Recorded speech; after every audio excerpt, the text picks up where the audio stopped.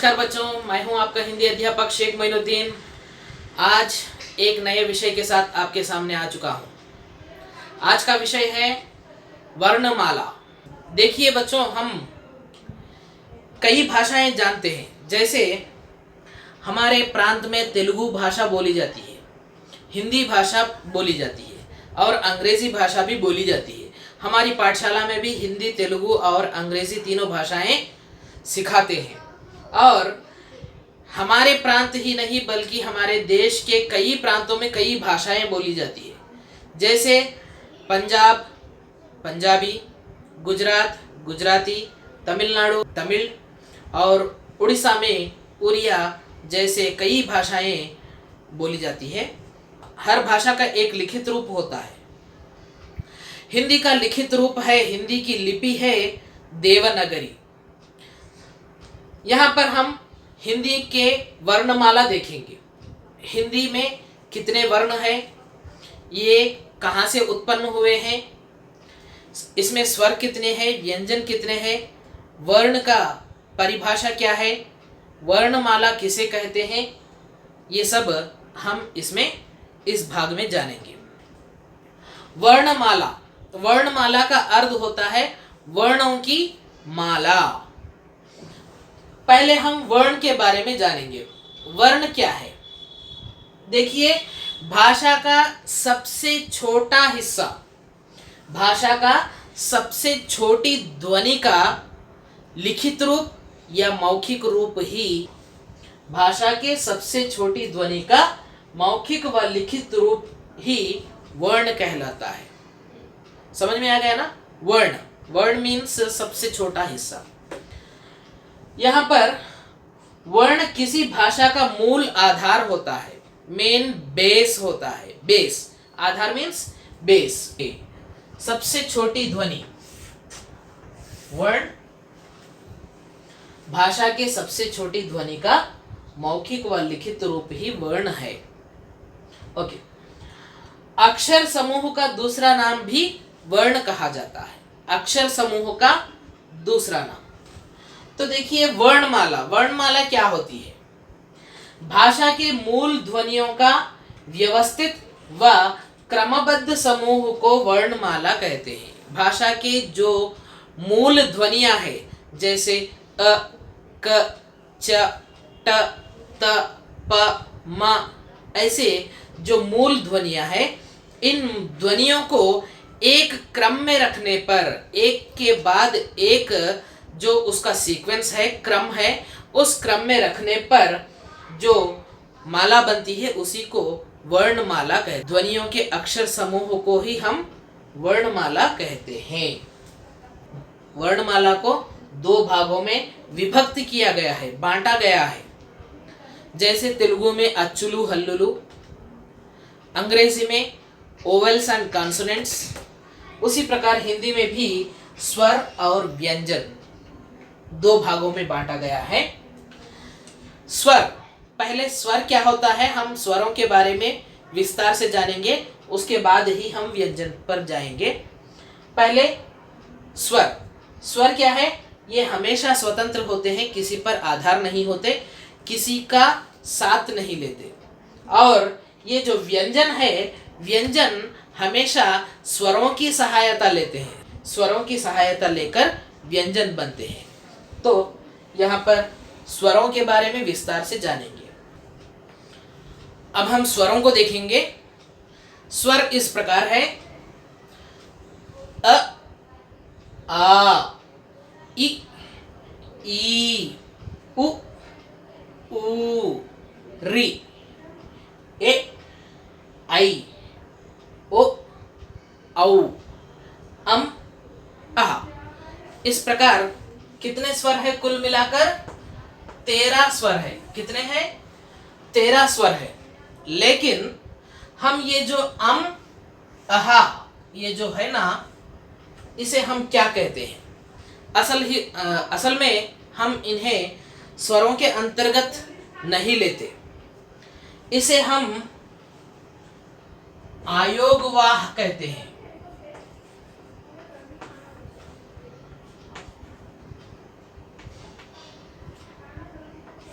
क्या कहते हैं? आयोगवाह। असल में ये जो अम आहा ये स्वर भी नहीं है और व्यंजन भी नहीं है, ये दोनों के योग से बना है। और अब ये जो बाकी के 11 स्वर जो है, इन 11 स्वरों की मात्रिक रूप भी होता है। ये तो मूल रूप है, इस मूल रूप के बारे में हम देखेंगे, बाद में से हम मात्रिक रूप के बारे में भी पढ़ेंगे। जो इन मूल रूपों को, मूल रूपिक स्वर को 2 भागों में बांटा गया है। स्वरों का वर्गीकरण किस प्रकार हुआ है देखिए। एक तो है लघु स्वर, ये ह्रस्व स्वर, मूल स्वर। लघु स्वर को ही ह्रस्व स्वर भी कहते हैं, मूल स्वर भी कहते हैं। मूल स्वर ये है, देखिए अ इ उ रे, ये 4 मूल स्वर है। कितने मूल स्वर है? इनके मिलन से और दूसरे स्वर भी बनते हैं। उन्हें हम संधि स्वर, दीर्घ स्वर, गुरु स्वर भी कहते हैं। मतलब यहाँ पर आपको जानना चाहिए कि आपको लघु स्वर के अंतर्गत जो आ है, अ प्लस आ, ये दोनों आ मिलने से आ बनता है, इसलिए इसको दीर्घ स्वर कहते हैं। क्या कहते हैं? दीर्घ स्वर या गुरु स्वर या संधि स्वर भी कहा जाता है इसको। अ इ उ ए ऐ ओ औ, इस प्रकार ये 7 संधि स्वर है। कितने हैं? 7 संधि स्वर है। इन 7 संधि स्वरों का वर्गीकरण भी 2 प्रकार से हुआ है। एक तो है मूल दीर्घ संधि स्वर। मूल दीर्घ, जो मूल स्वर है, उन मूल स्वरों के सजातीय स्वर, सेम आ के साथ आ, ई के साथ ई, उ के साथ उ मिलने से उसका दीर्घ उत्पन्न होता है। इसीलिए हम इसे मूल दीर्घ स्वर कहकर इसे कहते हैं। इसे सजातीय स्वर भी कहा जाता है। और संयुक्त स्वर, ये संयुक्त स्वर क्या है देखिए, ए ऐ ओ औ। ये ए ऐ ओ औ संयुक्त स्वर, इसको हम क्या कहते हैं? संध्याक्षर भी कहकर बुलाते हैं। क्या कहते हैं? संध्याक्षर। जैसे इसमें किसका मिलन होता है देखिए, एक मूल स्वर होता है और एक दूसरा मूल स्वर, सजातीय नहीं, यहाँ पर विजातीय, दूसरा मूल स्वर मिलने से ए बनता है। आ प्लस ई इज इक्वल टू ए, आ प्लस उ इज इक्वल टू ओ, इस प्रकार।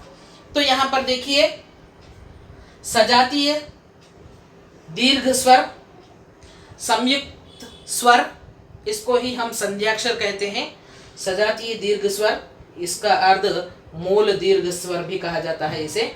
ये मुख्य रूप से दीर्घ स्वर के रूप में 7 है और लघु स्वर के रूप में 4 है। हाँ, तो यहाँ पर ये जो है री वर्ण जो है, ये संस्कृत की भाषा से लिया गया है। हमारी हिंदी की लिपि कौन सी है? देवनागरी ही है ना। ये देवनागरी लिपि संस्कृत भाषा की लिपि है। असल में ये संस्कृत भाषा में ही ज़्यादा उपयोग होता है, इसलिए यहाँ पर हिंदी में उतना इसके बारे में नहीं बताया गया। मूल स्वर कितने हैं? 4 हैं और गुरु स्वर कितने हैं? 7 है। ऐसा पूरे 11 स्वर लिया गया है। अब इसमें से जो संस्कृत का स्वर वर्ण है, उस वर्ण को बाजू में रख दिया गया, तो बाकी के 10 इन 10 अक्षरों के भी मात्रिक रूप होता है। मात्रिक रूप के बारे में भी हम जानेंगे, कैसे बने हैं संयुक्त स्वर, कैसे बने हैं, हम उसके बारे में भी देखेंगे। हम देखे थे स्वरों का वर्गीकरण। स्वरों को मुख्य रूप से 2 रूपों में बांटा गया है। स्वरों का वर्गीकरण 2 भागों में हुआ है। एक ह्रस्व स्वर इसी को हम लघु स्वर भी कहते हैं, मूल स्वर भी कहते हैं। मूल स्वर क्या है हम देखे हैं, अ, ई और उ, ये 3 मूल स्वर है। और उसका दीर्घ स्वर गुरु स्वर और संधि स्वर के रूप में भी उसका दूसरा भाग को बांटा गया है। इसमें बाकी के 7 जैसे अ, ई, उ, ए, ऐ, ओ, औ, ये 7 वर्ण आते हैं, हमने जाने थे। इन 7 वर्णों में जो दीर्घ स्वर कहा गया है ना, आ, ई, उ, ए, ऐ, ओ, औ, तो उसकी उत्पत्ति कैसी हुई है, उसका संधि कैसी हुई है, संधि स्वर भी कहते हैं ना, संधि कैसी हुई है वो देखिए। मूल दीर्घ स्वर क्या है, ये दीर्घ स्वर के बारे में हम जानेंगे। ये दीर्घ स्वर में भी दीर्घ स्वर जो 7 है उसमें से भी हम कितने भाग किए थे, सजातीय या मूल दीर्घ स्वर के रूप में 3 स्वरों को लिया था, और बाकी के संयुक्त स्वर या संध्याक्षर के रूप में 4 स्वरों को लिया था। उन्हीं के बारे में विस्तार से उनकी संधि किस प्रकार हुई है वो देखेंगे। मूल दीर्घ स्वर जो सजातीय स्वर, ये जो 3 है ना, इन 3 के बारे में जानेंगे। ये जो मूल स्वर, ये सबके लिए मूल स्वर कहलाते हैं, ये अ, ई, उ। इन मूल स्वरों का मेल सेम सजातीय मतलब वही जाति के, उसी जाति के उसी अक्षर से, आ से आ का, ई से ई का, उ से उ का मेल होने से जो दीर्घ उत्पन्न हो रहा है उसी को हम क्या कहते हैं, दीर्घ स्वर या सजातीय दीर्घ स्वर कहते हैं। समझ में आ गया ना। और संयुक्त स्वर क्या होता है देखिए, संयुक्त स्वर कितने हैं, 4 है। वो क्या है देखिए, ए, आई, ओ, औ।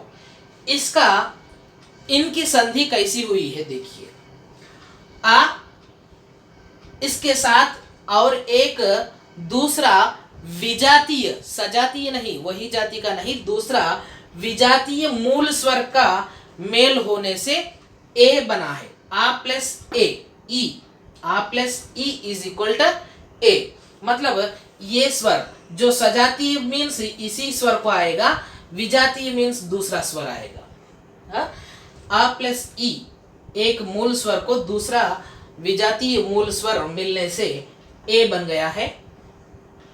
और वैसे ही आ प्लस ए, ये ए को मिलाने से, ये ए को हम आ प्लस ई के रूप में भी लिख सकते हैं, आ प्लस ई ऐसा भी लिख सकते हैं। आई बन गया। और आ प्लस उ इज इक्वल टू ओ, आ प्लस उ इज इक्वल टू ओ बन गया। और आ प्लस ओ इज इक्वल टू औ बन गया। उसी प्रकार देखिए आ प्लस उ, क्योंकि ये उ, ओ जो शब्द है, ओ जो अक्षर है, इस अक्षर को हम ऐसे भी लिख सकते हैं आ प्लस उ के रूप में। ये ए अक्षर जो है, इस वर्ण को हम आ प्लस ई के रूप में भी लिख सकते हैं। इसे संधि स्वर या संयुक्त स्वर भी कहा जाता है। समझ में आ गया ना। और हम पढ़े थे अम, अहा, इसे हम आयोगवाह कहते हैं। और ये जो स्वर है, इन स्वरों का मात्रिक रूप भी होता है। वो मात्रिक रूप क्या है देखेंगे हम।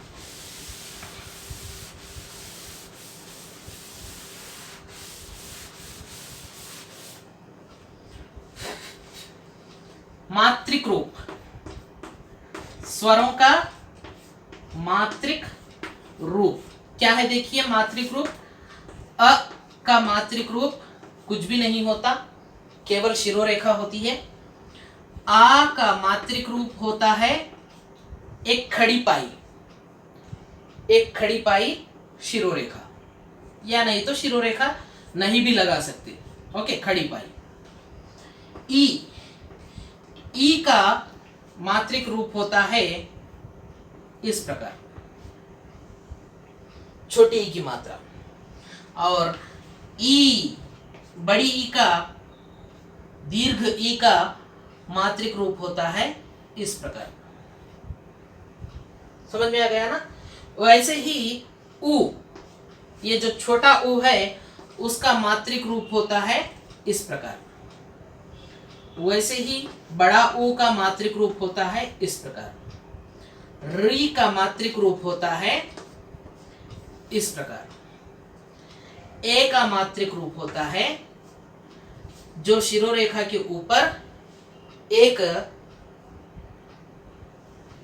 तिरछी रेखा खींची जाती है, और